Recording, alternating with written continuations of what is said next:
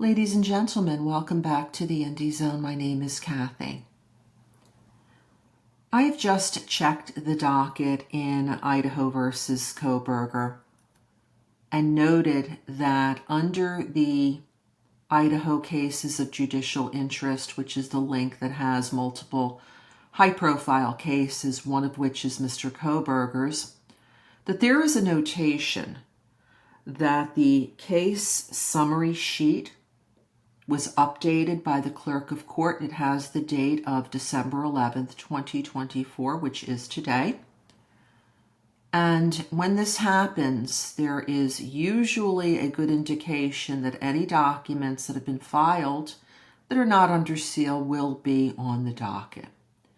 Now, if you've been following the IndieZone here on YouTube or the podcast where we have looked at each and every filing dating back to the first, which is the Affidavit of Probable Cause, all the way through the last, which is a notice of hearing that occurred this afternoon,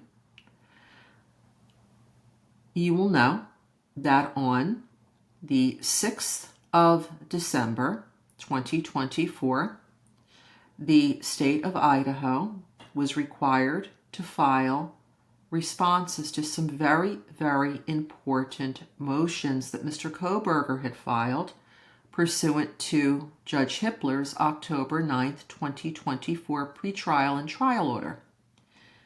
These filings of December 6th, 2024 were the State of Idaho's deadline to file responses opposition to Mr. Kohberger's motions to compel discovery, motions to suppress evidence, and also a filing that he submitted requesting a Franks versus Delaware hearing. We've addressed all of these in prior episodes of the IndieZone podcast and most of these matters here on the YouTube channel to some extent.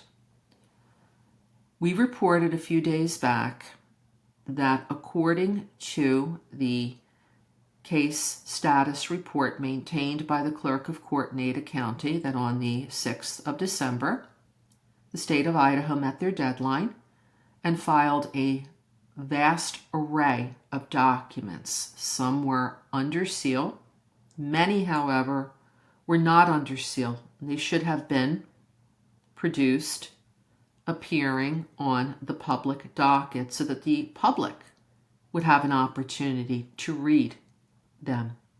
These are such critical motions and responses because whichever way Judge Stephen Hippler rules could literally change the direction of the rest of the case in favor of the State of Idaho or conversely in favor of Mr. Kohberger.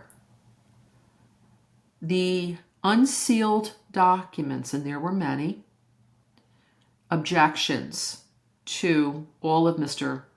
Kohberger's filings, motions to suppress, motions to compel, and also to the Franks hearing, were not published on the docket on the 6th, which was a Friday.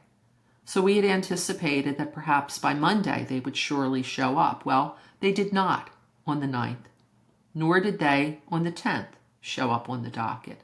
And in just checking the docket this afternoon, noting that the case summary page has been updated, they are still not published on the docket. And I'm speaking about the unsealed multitude of documents that the State of Idaho filed with the clerk on the 6th. It is now almost a week.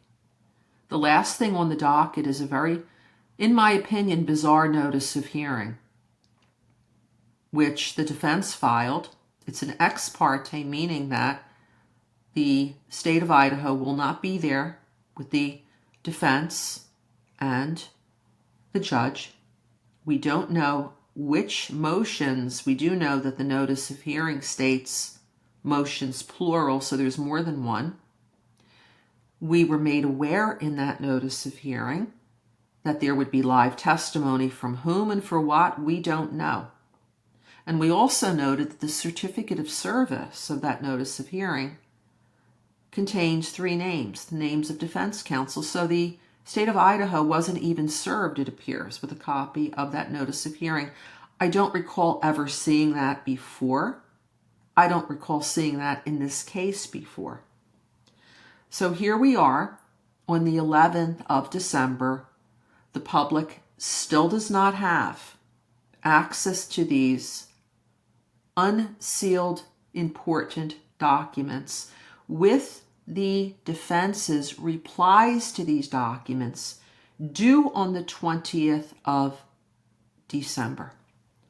Ladies and gentlemen, I'm going to give my opinion, which I provide pursuant to the United States Constitution, First Amendment, freedom of speech, freedom of the press. I have repeatedly voiced my concerns about the beating that I feel, my opinion, the First Amendment is taking in this case.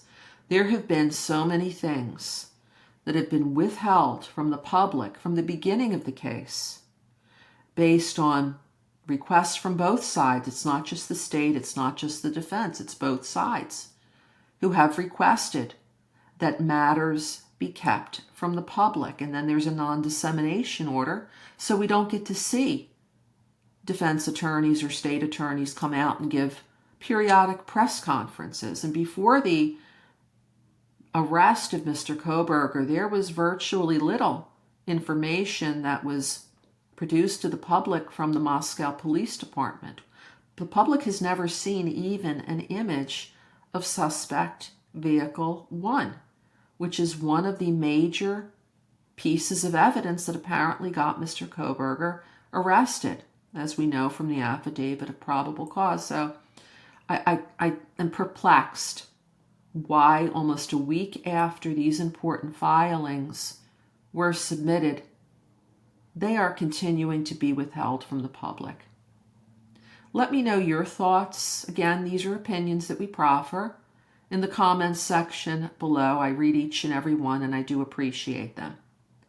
For now, this is Kathy. Thank you so much for joining us here today.